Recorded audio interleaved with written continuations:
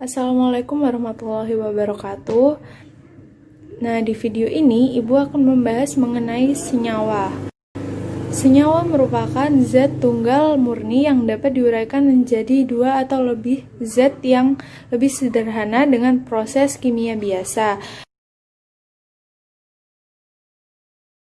Misalnya seperti air. Nah, air yang memiliki rumus H2O dapat diuraikan menjadi unsur hidrogen dan unsur oksigen. Selain itu, dalam kehidupan sehari-hari, contohnya seperti gula, garam, asam cuka, dan lain sebagainya. Kemudian, bagaimana suatu senyawa dapat terbentuk, Bu? Nah, senyawa dapat terbentuk melalui proses pencampuran unsur senyawa kimia. Sifat suatu senyawa akan berbeda dengan sifat unsur-unsur penyusunnya. Misalnya, sifat air tadi sebagai senyawa akan berbeda dengan sifat gas hidrogen dan oksigen sebagai unsur penyusunnya. Pada suhu kamar, air berwujud cair, sedangkan hidrogen dan oksigen keduanya berwujud gas. Air dapat digunakan untuk memadamkan.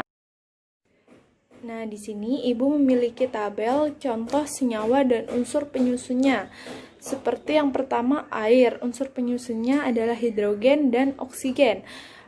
Kemudian garam dapur. Unsur penyusunnya adalah natrium dan klorin. Berdasarkan asal pembentukannya, senyawa digolongkan menjadi dua jenis, yaitu senyawa organik dan senyawa anorganik. Senyawa organik ini berasal dari makhluk hidup atau dari proses fotosintesis.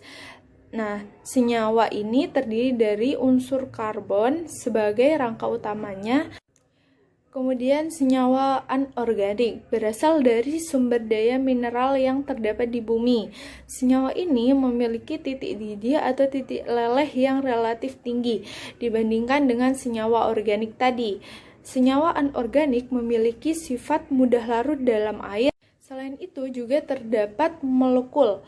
Molekul adalah gugusan yang secara elektris netral yang tersusun dari dua atau lebih atom yang saling berkaitan dengan ikatan kimia. Molekul ini dibagi menjadi dua, yaitu molekul unsur dan molekul senyawa. Dikatakan molekul unsur apabila atomnya berasal dari unsur yang sama. Contohnya seperti O2, H2, dan lain sebagainya. Dikatakan molekul senyawa apabila tersusun dua atau lebih atom dari unsur yang berbeda. Contohnya CH4 dan NH3. Nah, itulah pemaparan materi mengenai senyawa. Semoga bisa bermanfaat bagi kita semua. Atas perhatiannya Ibu ucapkan terima kasih. Wassalamualaikum warahmatullahi wabarakatuh.